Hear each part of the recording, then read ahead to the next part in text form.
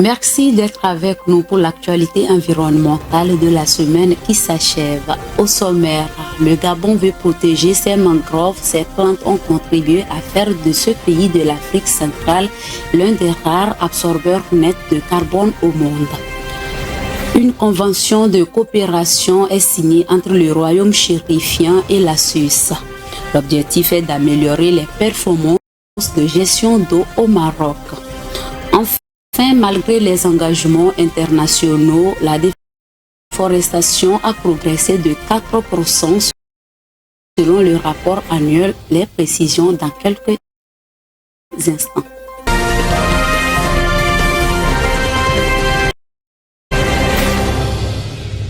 La transition des énergies renouvelables en Afrique a progressé de manière impressionnante au cours de la dernière décennie. De nombreux pays se sont efforcés d'accroître leur capacité énergétique. C'est le cas de l'Égypte, du Kenya, de l'Afrique du Sud qui font preuve d'engagement ferme pour une utilisation active des énergies modernes. Léon Sago. Les énergies renouvelables en Afrique devraient connaître une forte croissance et représenter près de la moitié de la production d'électricité dans les régions subsahariennes du continent d'ici 2040. Les Nations Unies estiment qu'au cours de ces dernières années, l'Afrique a fait un progrès dans le développement de ses marchés de l'énergie solaire. Un nouveau rapport de l'Association de l'industrie solaire africaine, AFSIA, montre que l'installation de l'énergie solaire industrielle ou captive en Afrique a augmenté de plus de 60% en 2022, portant la capacité solaire au-delà des 10 gigawatts dans 5 pays, à savoir l'Égypte, l'Afrique du Sud, le Kenya, la Namibie et le Ghana. Dans le but d'exploiter ce potentiel d'énergie verte, le président zambien Hakainde Hichilema a souligné l'importance de la coopération régionale, notamment avec l'Afrique du Sud, lors d'une réunion tenue ce 21 octobre 2023 avec la ministre sud-africaine des Relations internationales et de la coopération, le Dr Naledi Pandor. Le président estime que négliger cette opportunité serait dommage pour les populations en matière d'emploi et d'électricité. Il s'est aussi dit préoccupé par le fait que les pays de la région puissent rater l'occasion de stimuler les économies et d'améliorer le bien-être des citoyens si l'opportunité de travailler ensemble sur les technologies de l'énergie propre et des véhicules électriques n'est pas saisie. Le docteur Naledi Pandor déclare que leur ministère de l'Environnement et de l'Agriculture s'est engagé avec celui du Commerce pour dresser la feuille de route à suivre. Il est à noter que les prévisions de l'Agence internationale pour les énergies renouvelables, IRENA, indiquent qu'avec les réglementations, une gouvernance et un accès aux marchés financiers appropriés, les énergies renouvelables pourraient représenter 67% de la production d'électricité en Afrique subsaharienne d'ici 2030. Le Burkina Faso a signé un accord avec Moscou pour construire une centrale nucléaire. Le but est d'ériger d'ici à 2030 de nouvelles centrales dans ce pays de l'Afrique de l'Ouest où moins d'un quart seulement de la population a accès à l'électricité. Regardez. Le Burkina Faso et le Mali ont signé chacun un accord avec la société russe Rosatom pour développer leur infrastructure nucléaire civile. Ces deux pays ont des soucis communs, celui d'offrir à leur population un accès à l'électricité digne de ce nom. Le Burkina Faso est l'un des pays les plus moins électrifiés au monde. À peine plus de 20% de sa population est connectée au réseau et tout juste 5% en zone rurale. En effet, cet accord de coopération porte sur plusieurs points, notamment la sensibilisation des populations aux technologies nucléaires civiles, la formation du personnel, la mise en place d'installations de recherche et d'applications non énergétiques du nucléaire dans l'industrie ou l'agriculture, par exemple. Pour le Mali, l'accord signé avec Rosatom ne mentionne pas réellement de plan concernant la construction d'une centrale nucléaire dans le pays, mais plutôt une simple coopération autour du développement du nucléaire. Pourtant, au Mali, la majeure partie de l'électricité est issue du thermique, de ressources fossiles et coûteuses pour les pays. Mais le pays veut mettre pour l'instant l'accent sur le développement des énergies renouvelables, sur l'énergie solaire photovoltaïque surtout, mais aussi sur l'éolien et l'hydroélectrique. Rappelons que le continent africain ne compte jusqu'ici une seule centrale nucléaire en Afrique du Sud. Néanmoins, certains projets ont vu le jour depuis quelques années. En Égypte, un projet de centrale de 4800 MW, au Nigeria, au Kenya et au Rwanda, souvent liés avec la Russie. Toutefois, aucun n'a été encore abouti à l'exception du projet égyptien actuellement en cours. La construction, si possible, d'une centrale nucléaire au Burkina Faso resterait une grande première pour l'Afrique de l'Ouest. En Ouganda, un groupe de producteurs s'est lancé dans la production d'engrais biologiques.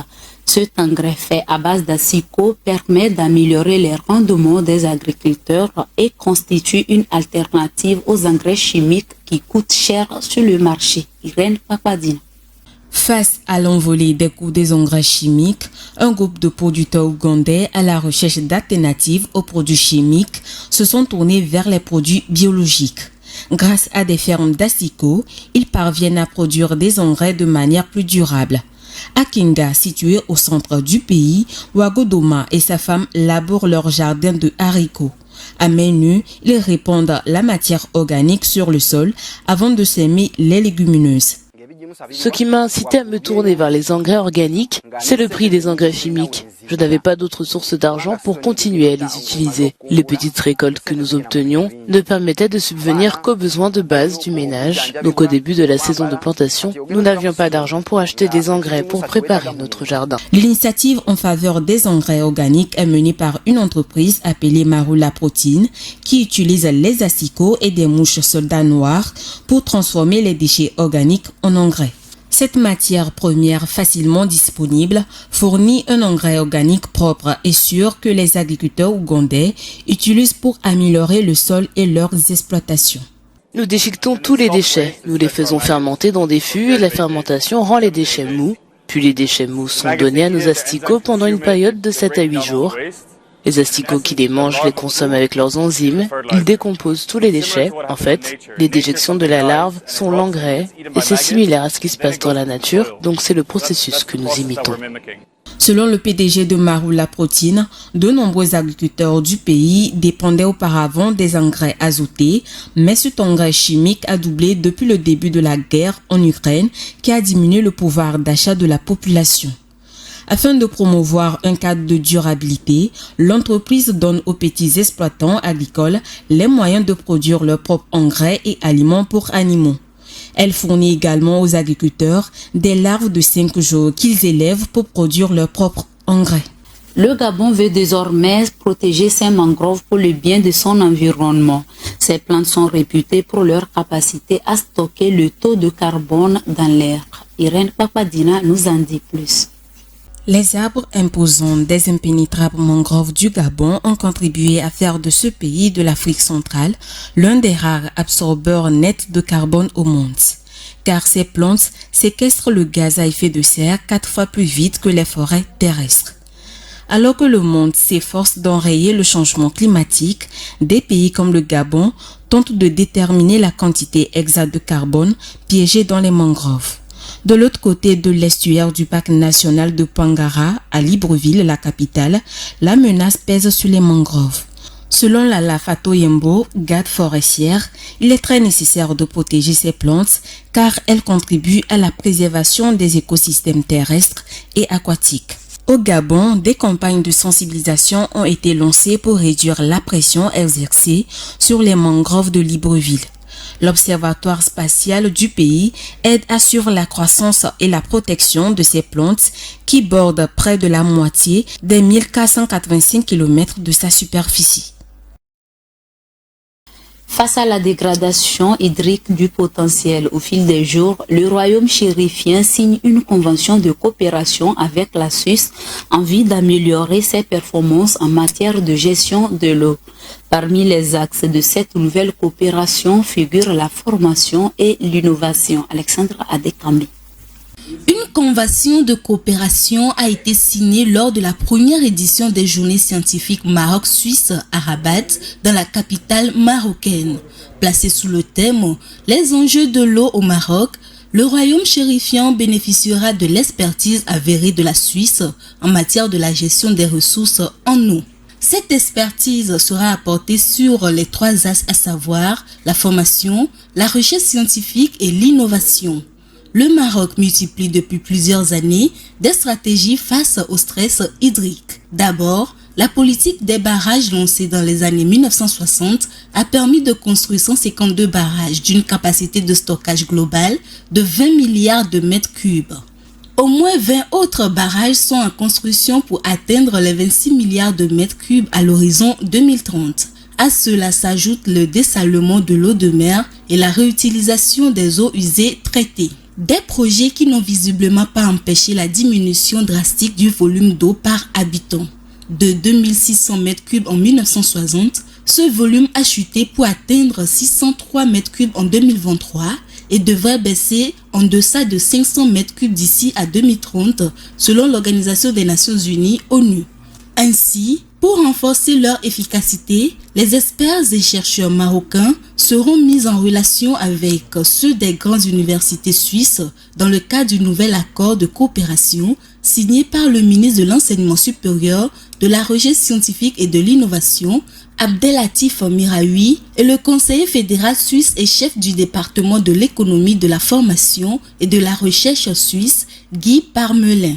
Outre l'échange d'expériences en matière de recherche scientifique et d'innovation, les experts marocains seront outillés pour le développement de projets d'adduction d'eau potable et d'installation d'assainissement au Maroc. Un accord entre les autorités égyptiennes et la nouvelle société Sodexis pour un investissement de 3 milliards de dollars dans la zone portuaire de Sokna. Cette entreprise produira du méthanol vert pour le soudage des navires. Alexandra Adekambi. La décarbonation du transport maritime devrait s'accélérer dans le monde au cours des prochaines années. Et l'Égypte, qui abrite le canal de Suez où transite 10% du commerce maritime mondial, a sa partition à jouer. Ainsi, les autorités de ce pays d'Afrique du Nord viennent de donner le feu vert à Sodexis pour la mise en œuvre d'un projet de production du méthanol vert sur le site portuaire de Sokna, dans la zone économique du canal de Suez.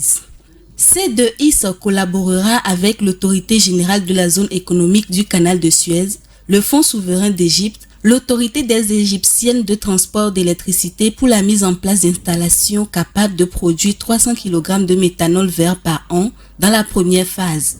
Sodexis a été lancé récemment avec pour mission de développer, de posséder et d'exploiter des installations de production de méthanol vert dans les lieux stratégiques. Dans le cadre de cette stratégie, Max a réalisé son premier soudage au méthanol vert à Port Saïd en septembre dernier. L'opération a duré 6 heures et a été effectuée par OCI Global, l'un des plus grands producteurs mondiaux d'engrais azotés, qui explore désormais la piste de l'hydrogène vert et ses dérivés pour la décarbonation de plusieurs secteurs de l'économie mondiale. Pour l'heure, 25 porte-conteneurs capables de fonctionner au méthanol vert rejoindront sa flotte au début du premier trimestre 2024. L'objectif est la neutralité carbone d'ici à 2040. En France, la chasse aux marmottes est ouverte. La préfecture de la Savoie a autorisé l'abattage de ce petit rongeur pendant 2 mois à la demande des agriculteurs. Cet animal est accusé d'endommager leur culture. Suivons. Après une décision prise par la préfecture du Savoie, les marmottes peuvent être chassées du 10 septembre jusqu'au 11 novembre. Interdite depuis 1992 en Italie, la chasse aux marmottes reste autorisée en France. L'année dernière, plus de 1000 marmottes ont été tuées sur tout le territoire, dont 423 en Savoie. Cette année, la préfecture du département a de nouveau autorisé cette chasse. Cet animal est reproché d'endommager les terres des agriculteurs. Mais plusieurs associations environnementales vont déposer un recours en référé devant le tribunal administratif de Grenoble en Isère pour contester l'arrêté relatif à l'abattage des marmottes. C'est une bataille qui commence notamment avec les chasseurs et certains agriculteurs locaux. La marmotte est pourtant un animal protégé par l'annexe 3 de la Convention de la vie sauvage et du milieu naturel Europe. Selon le document officiel de la préfecture, les terriers creusés par l'animal dans les prairies occasionnent des blessures aux bovins, parfois aux exploitants avec des entorses, des casses de matériel de fauche, des dégradations de tuyaux d'arrosage. Lors de l'audience, le tribunal administratif de Grenoble, suite au recours déposé par ces associations environnementales, a contré l'autorisation préfectorale de cette pratique. Un bateau transportant des véhicules et ses passagers lors d'une traversée maritime s'est marré sur les côtes de la Suède. Une marée noire s'est déclenchée suite à l'échappement du gasoil dans le coque du bateau. Les opérations de décontamination étaient sur place pour rétablir la situation. Les explications avec Vivas Aman. La côte suédoise subit une pollution au pétrole depuis quelques jours. Un ferry qui est un bateau transportant des passagers et des voitures s'est échoué sur le sud du pays à la fin de la semaine dernière. Cet échouement du bateau qui portait à son bord 75 passagers a laissé échapper de la coque une nappe de carburant. Les passagers ont été rapidement évacués après le naufrage selon un communiqué des gardes côtes suédois. Il précise que le ferry a laissé échapper du gasoil sur plusieurs kilomètres avant de s'échouer à l'endroit où il est bloqué actuellement. L'enquêteur principal des gardes côtes suédois a déclaré qu'une équipe est sur place pour déterminer la circonstance de l'accident qui a provoqué une marée noire. L'agence suédoise de la protection civile a été appelée en renfort et les opérations de décontamination du site commencent ce lundi. Un épais brouillard règne sur la région, ce qui a rendu difficile l'évaluation de l'ampleur de cette marée noire. Les autorités suédoises, le commandement du navire et l'équipe à terre de la compagnie TT Line, à qui appartient le bateau, évaluent les dégâts. Henrik Paim, responsable de la supervision maritime à l'agence suédoise des transports, a indiqué qu'il n'y a pas de risque que le navire coule. Certaines espèces animales présentent un mode de production particulier. En effet, il arrive que les femelles meurent peu de temps après avoir donné naissance à leur progéniture. Ce phénomène est observé chez plusieurs insectes, notamment chez certaines araignées et menthes religieuses, ainsi que chez certaines espèces de poissons et d'amphibiens. Les images. Dans le règne animal, il existe un phénomène remarquable chez plusieurs espèces d'insectes, de poissons, d'amphibiens, ainsi que chez certaines araignées et menthes religieuses. Chez ces dernières, les femelles peuvent être beaucoup plus grandes que les mâles et la production présente souvent un risque élevé pour elles. Après l'accouplement, la femelle pond ses œufs généralement dans un cocon. Cependant, après la ponte, la femelle peut subir une sénescence post-reproduction qui affaiblit son système immunitaire, l'empêche de se nourrir efficacement et la rend vulnérable aux prédateurs. Dans certains cas, la femelle meurt juste après avoir mis bas, ne survivant pas suffisamment longtemps pour voir ses petits émerger. Cette dualité entre la vie et la mort, entre la naissance et le dernier souffle, offre un spectacle tragiquement beau, figeant un instant d'éternité dans l'histoire de ces espèces animales exceptionnelles. Il faut toutefois noter que ce comportement n'est pas propre à toutes les espèces d'araignées et de menthes religieuses. L'érosion de la biodiversité est une réalité scientifique qui menace la diversité des êtres vivants. Cette perte de la biodiversité est un des enjeux environnementaux majeurs du XXIe siècle avec le changement climatique. L'érosion de la biodiversité, appelée aussi déclin de la biodiversité, est une crise écologique qui implique l'extinction d'espèces végétales ou animales dans le monde entier ainsi que la réduction ou la perte locale d'espèces dans un habitat donné et la disparition d'écosystèmes. Selon plusieurs études, cette perte pose la question d'une sixième crise d'extinction majeure en cours sur Terre. L'érosion de la biodiversité s'explique par plusieurs causes. La surexploitation d'espèces sauvages, la surpêche, la déforestation, le braconnage, les pollutions de l'eau, des sols et de l'air. Les changements climatiques peuvent s'ajouter aux autres causes et les aggraver. Outre ces causes, l'érosion de la biodiversité est préjudiciable à plusieurs titres. Elle entraîne une perte de patrimoine génétique. Elle affecte également le fonctionnement des écosystèmes terrestres et aquatiques. Cependant, pour lutter contre cette érosion, deux grandes approches s'imposent. La gestion ex situ, c'est-à-dire en dehors des sites de culture, et la gestion in situ, autrement dit, dans les champs des paysans et dans les jardins. Ces deux approches se fondent sur des visions du vivant très différentes. Ainsi, il est important de préserver l'érosion de la biodiversité car elle forme le maillage de vie dont nous dépendons pour tant de choses. Pour ce faire, il est également important de prendre soin des insectes, réduire les déchets, mieux consommer, économiser l'énergie, voyager responsable et privilégier les clôtures végétales. La planète court à sa ruine, d'après un article publié le 24 octobre dernier dans la revue Biosciences. Une équipe internationale de scientifiques prévient que la vie est menacée par plusieurs signaux vitaux planétaires. Un appel ultime est lancé au-dessus d'heure pour prendre des mesures urgentes afin de sauver la planète. Vivas Aman. L'état écologique général de la planète est alarmant. Les scientifiques lancent à nouveau un cri d'alarme sur cette situation.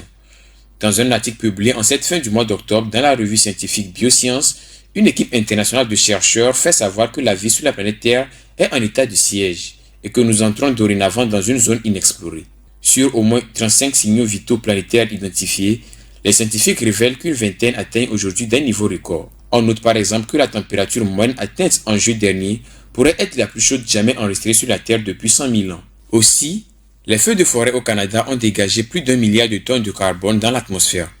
Également, 735 millions de personnes souffraient de faim de façon chronique en 2022, soit 122 millions de plus qu'en 2019. Pendant ce temps, les subventions accordées aux énergies fossiles continuent d'exploser. Le professeur distingué de l'Université de l'Oregon aux États-Unis, William Rippel, qui est le principal auteur de cet appel lancé une fois de plus par des milliers de scientifiques, estime que la moitié de l'humanité pourrait se retrouver confinée au-delà des régions habitables de la planète. Ceci, si des actions ne sont pas menées rapidement. Ainsi, pour limiter les désastres causés par la surconsommation des ressources, les décideurs politiques sont conviés une fois encore à prendre une série de mesures urgentes. Les chercheurs préconisent notamment l'opération d'une vaste transition économique afin de prioriser la satisfaction des besoins essentiels de l'humanité. Il est également surtout demandé de ne plus subventionner les énergies fossiles. Et pour finir, la déforestation mondiale s'est accrue de 4% l'année dernière selon le rapport annuel publié mardi dernier, ce qui fait plus de 6,5 millions d'hectares de forêts disparues. Cette progression de la déforestation met en péril les engagements internationaux. Reportage. Plus de 6,5 millions d'hectares de forêts ont disparu l'an dernier. Contrairement aux engagements internationaux, la déforestation s'est accrue de 4% en 2022. Selon un collectif d'ONG et de chercheurs dans un rapport publié, cette progression de 4% de la déforestation par rapport à l'année précédente met en péril les engagements internationaux. Les forêts sont pourtant essentielles pour réguler le climat. Les arbres stockent naturellement du CO2. Il y a 2 ans, lors de la COP26, les dirigeants d'une centaine de pays représentant la grande majorité de forêts du monde s'étaient engagés à stopper la disparition de ces forêts d'ici à 2030. Malheureusement, la poursuite de la conversion de certaines zones boisées en zones agricoles pour l'élevage, où la culture du soja notamment continue de faire ravage. Déforester équivaut à augmenter les émissions de carbone qui renforcent l'effet de serre. Ces émissions liées à la déforestation ont ainsi augmenté de 6% en 2022. C'est un très mauvais signal, d'autant que les forêts, notamment les forêts primaires, sont aussi cruciales pour la biodiversité et le cycle de l'eau. Ces forêts sont particulièrement affectées et représentent les 2/3 de surface déforestée l'an dernier. Pour inverser la tendance, il est important de poursuivre les politiques engagées car le tableau n'est pas entièrement négatif. En effet, une quarantaine de pays sont déjà sur la bonne voie pour mettre fin à la déforestation. Parmi ces pays, les 3 meilleurs élèves sont l'Indonésie, la Malaisie et le Paraguay. Le Brésil progresse aussi dans la protection de l'Amazonie, même si une autre zone clé pour les écosystèmes qui est la savane brésilienne reste menacée. Le rapport a salué par ailleurs positivement les nouvelles règles introduites par l'Union européenne qui visent à freiner la déforestation importés. Il est désormais interdit d'importer en Europe le cacao, le café, l'huile de palme, le soja, le bois de caoutchouc ou viande bovine issue des terres boisées après décembre 2020. Ainsi prend fin cette édition. Merci de votre fidélité. Au revoir et à la prochaine.